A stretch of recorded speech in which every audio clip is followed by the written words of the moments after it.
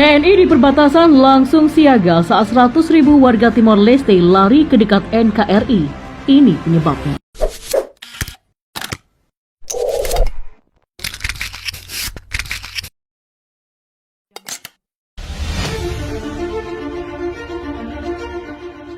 Bumi Lorosai Timor Leste pernah bergejolak saat salah satu perwira militernya mengamuk dan memberontak terhadap pemerintahnya.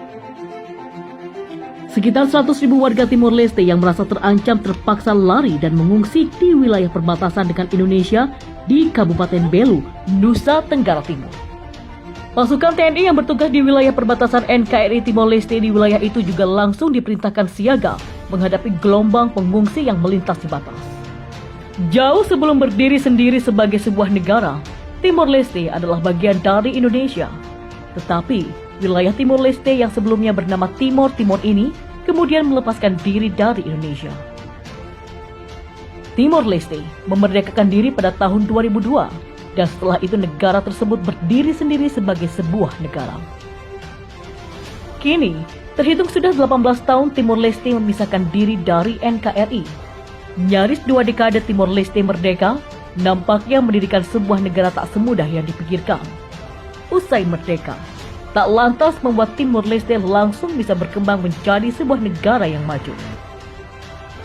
Malah pada awal kemerdekaannya saja, negara ini pernah dikacaukan hanya oleh satu orang.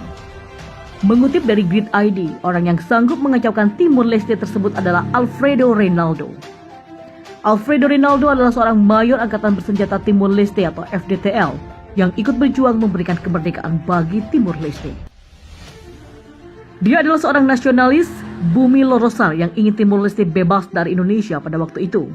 Keahliannya di bidang militer juga tidak kaleng-kaleng. Berpangkat mayor di FDTL, Alfredo Reinaldo adalah orang yang sangat mahir di bidangnya. Dia pernah mengenyam pendidikan militer di Australia hingga membuatnya menjadi sosok berbahaya di FDTL. Padahal, para perwira di FDTL adalah mantan akombatan Franklin yang pernah berhadapan dengan ABRI semasa konfrontasi dengan Indonesia. Sayangnya, pendidikan militer yang mentereng itu tak membuat Reinaldo punya masa depan yang baik di Timor Leste. Dia justru didiskriminasi oleh Panglima FDTL Brigjen Taur Matan Ruak.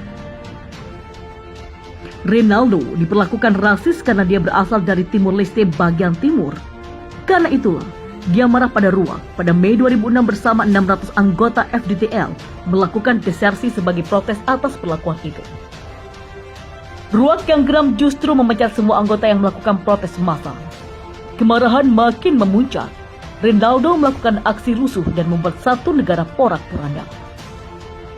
Reinaldo melakukan taktik gerilya mirip Franklin ketika menyerang FDTL, sama dengan yang dilakukan ketika melawan Indonesia.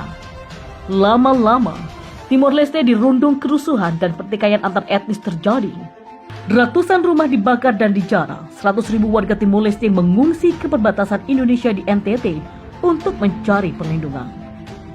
Karena situasi semakin gawat, militer Indonesia lagi-lagi ikut berjaga-jaga di perbatasan. Keadaan semakin kacau dan pemerintah tak bisa mengendalikannya. Mereka sampai meminta bantuan kepada Australia, Portugal, Selandia Baru, bahkan Malaysia. Sebanyak 150 militer Australia dikerahkan tak lama setelah pasukan Australia datang. Rumah Menteri Dalam Negeri Regeria Lobato dibakar, istri dan 5 anaknya tewas. Tentara resmi kebingungan dan menembaki markas polisi, padahal ada personil PBB di dalamnya. Puncaknya, pada 11 Februari 2008, Reinaldo menyerang Presiden Ramos Horta dan Perdana Menteri Sanana Gusmao di rumahnya. Ramos Horta tertembak dan nyaris mati, sementara Sanana selamat. Pada akhirnya, Reinaldo tewas tertembak oleh tentara FDTL yang menjaga rumah Ramos Horta. Lalu, PBB sudah turun tangan dan butuh waktu 6 bulan untuk memulihkan situasi Timor Leste. Sudah 20 tahun Timor Leste lepas dari Indonesia, atau sejak tahun 1999 lewat referendum. Negara di bagian Pulau Timor itu resmi diakui sebagai negara oleh PBB pada 20 Mei 2020. Meski demikian, Timor Leste masih terjerembab dalam kemiskinan. Bahkan oleh lembaga PBB UNDP, perekonomian negara ini berada di urutan 152 dari 162 atau masuk dalam jajaran negara termiskin di dunia. Perjalanan panjang negara bekas jajahan Portugal itu diwarnai dengan konflik politik dan kekerasan bersenjata. Akibatnya, bukan saja ancaman kelaparan, namun korban kekerasan bisa terjadi kapanpun. Dalam sebuah referendum yang disponsori PBB pada 30 Agustus di tahun 1999, mayoritas rakyat Timur Timur memilih hengkang dari Indonesia. Segera setelah referendum, kekacauan melanda negara tersebut. Milisi anti kemerdekaan Timor Leste memulai kampanye militer bumi yang hangus, membunuh setidaknya 1.400 nyawa rakyat Timur Timur. Dan secara internasional, Timor Leste baru diakui sebagai negara dan resmi merdeka dari Indonesia pada 20 Mei 2002. Namun tak berselang lama, krisis hebat melanda bumi Lorosai di mana rakyat murka pada pemerintah. Menyadur relief web, sekitar tahun 2006 hingga 2007 penduduk Timor Leste terlibat bentrok dengan polisi dan pasukan militer bersenjata. Situasi politik di Dili saat itu sangat mencekam. Februari 2007, gelombang kemarahan publik terjadi secara besar-besaran. Penduduk sipil marah besar kepada pemerintah Timor hingga melakukan aksi perlawanan. Semuanya semakin buruk ketika Perdana Menteri Sanana Gusmao memerintahkan untuk menangkap Alfredo Reinaldo, pemimpin pemberontak pada krisis Timor Leste di masa itu.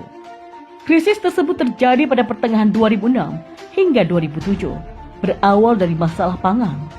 Pemerintah Timor Leste dipandang gagal menyediakan beras bagi rakyatnya, sehingga memicu gelombang kekerasan. Penduduk Dili yang marah berusaha menjarah 700 ton beras di gudang di ibu kota Dili. Penangkapan Alfredo Reinaldo ditambah kekurangan beras memicu babak baru kekerasan di wilayah tersebut. Penduduk Dili dan anggota partai oposisi menuduh pemerintah menahan beras dari pasar dengan rencana menggunakan distribusi beras sebagai alat untuk mengamankan kemenangan Fretilin dalam pemilihan mendatang. Mantan Perdana Menteri Mari Alkatiri yang diturunkan jabatannya pada Juni 2006 menyatakan bahwa krisis beras adalah konspirasi yang dimaksudkan untuk melumpuhkan pemerintah yang didominasi oleh Fretilin. Anggota komunitas bisnis menyalahkan krisis pada kekurangan di pasar internasional.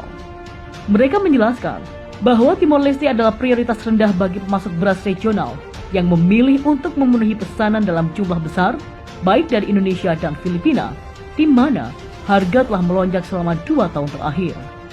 Timor Leste tidak asing dengan kerawanan pangan. Periode menjelang dimulainya musim hujan dikenal sebagai musim lapar. Dalam menghadapi hal ini, orang Timor mengendalikan kombinasi beras, jagung, dan umbi-umbian. Pada saat itulah, pemerintah memperkirakan Timur Lorosai membutuhkan 83.000 metrik ton beras per tahunnya. Dan berdasarkan perhitungan, hanya 90 kg per kapita dibandingkan dengan angka antara 133 hingga 149 kg per kapita yang digunakan di Indonesia. Dari 83.000 metrik ton yang dibutuhkan, Kementerian Pertanian menghitung produksi dalam negeri hanya 40.000 metrik ton. Angka ini sebenarnya mungkin dilebih-lebihkan. Pada awal 90-an, produksi beras di Timor Leste melampaui 55.000 metrik ton selama 4 tahun berturut-turut. Tetapi, kemudian turun menjadi rata-rata 41.000 ton. Metrik ton per tahunnya. Namun, sejak tahun 99 kombinasi faktor-faktor kegagalan memelihara sistem irigasi, migrasi dari daerah pedesaan ke perkotaan, biaya yang tinggi untuk input dan upah yang lebih tinggi menunjukkan bahwa perkiraan saat ini sebesar 40.000 metrik ton per tahun tidak realistis. Sementara itu, yang mengejutkan, pengakuan rakyat Timor Leste adalah stok beras di negaranya sudah kosong selama 2 minggu, hingga memicu kekerasan di Dili. Tanpa keterbukaan yang lebih besar dari para pejabat, tidak mungkin untuk memastikan mengapa Timor Leste mengalami krisis yang parah. Saat kerumunan pria berkumpul di dekat National Logistics Center, tentara Australia yang membawa senjata otomatis mendekati seorang pemuda yang tinggal di dekat situ untuk mencari informasi. Ketika ditanya tentang situasinya, ayah muda 3 anak ini menjelaskan seseorang mungkin pernah menjadi pahlawan selama perjuangan kemerdekaan, tetapi hari ini dia bisa menjadi pengkhianat. Sambil menangis, ia berkata bahwa jika dia bisa meninggalkan Timor Leste akan lebih baik mati di tempat lain daripada hidup seperti ini di negaranya sendiri. Lepasnya Timor Leste dari Indonesia untuk menjadi negara merdeka ternyata tidak membuat RI ini lepas dari urusan dengan bumi Lorosai. Ada saja tuduhan yang datang dari lembaga internasional terhadap pemerintah Indonesia bersama TNI. Di tahun 75, Indonesia menginvasi Timor Timur sebelum berganti menjadi Timor Leste, melakukan pencaplokan pada wilayah bekas penjajahan Portugis. Setelah 24 tahun melakukan perjuangan, rakyat Timor Leste menyerukan kemerdekaan di tahun 99. Namun, seruan kemerdekaan itu diwarnai pertumpahan darah oleh milisi pro-Indonesia, di mana lebih dari 1.000 orang diperkirakan tewas. Dakwaan PBB mengatakan milisi tersebut bertindak dengan dukungan militer Indonesia. Hingga kemudian, PBB juga melakukan referendum pemungutan suara untuk menentukan kemerdekaan bumi Lodosai. Tahun 2002 dilakukan referendum untuk menegaskan keinginan rakyat Timor Leste memilih merdeka atau berada di bawah Indonesia. Rakyat Timor Leste memilih untuk merdeka. Hal itu membuat wilayah itu dinyatakan sebagai sebuah negara yang berdiri sendiri. Namun, meski telah merdeka, kerugian besar dialami oleh Timor Leste. Invasi Indonesia meninggalkan kerusakan dan kematian yang cukup besar.